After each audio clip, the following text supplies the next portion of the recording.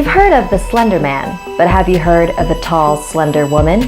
This next chapter is a Japanese urban legend called Hachishakusama, which means 8 feet tall.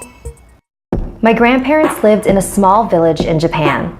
Every summer, my parents would take me there on holiday to visit them. The last time I saw them was the summer when I was 8 years old. My grandparents were inside the house and I was playing by myself outside in the backyard. I heard a strange sound.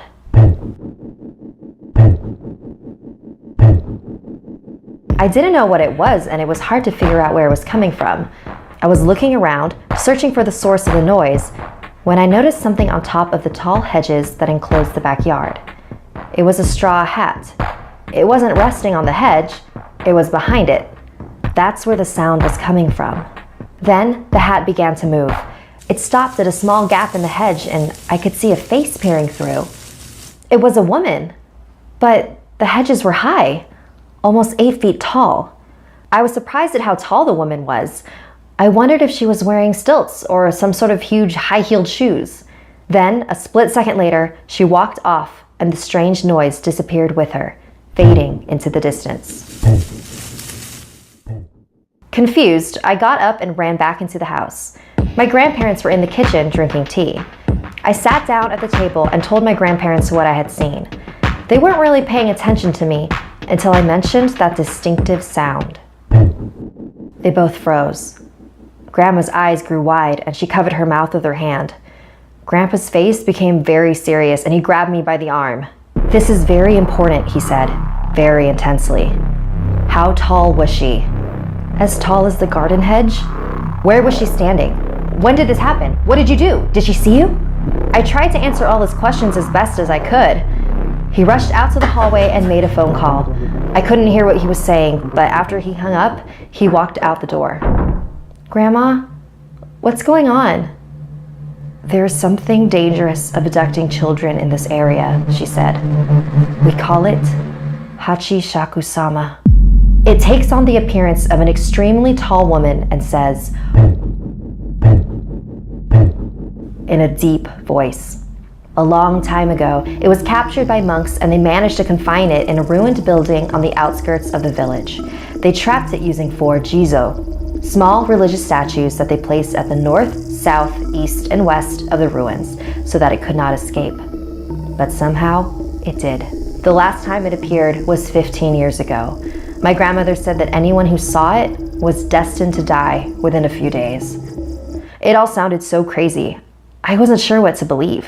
Just then, my grandpa came back, but with an old woman who called herself Keisan. They took me upstairs to my bedroom and began covering the windows with newspaper, with ancient runes written all over them. Keisan placed small bowls of salt in all 4 corners of the room and a small Buddha figure in the center. "Soon the sun will be setting, so listen carefully.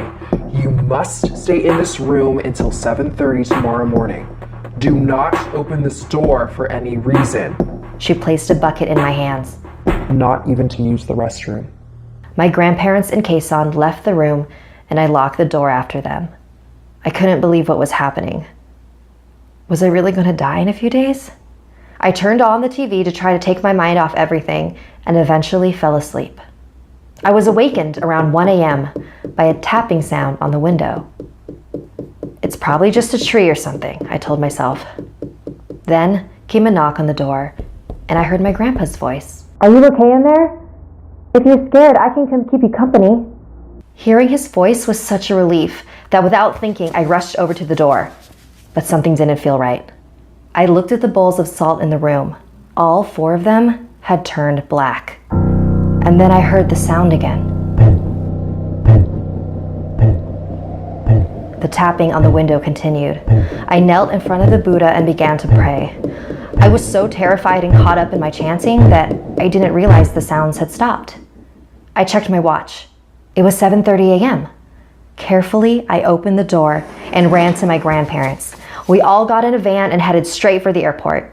Apparently, there were others who had escaped the grasp of Hachishakusama as long as they never stepped foot in Japan again.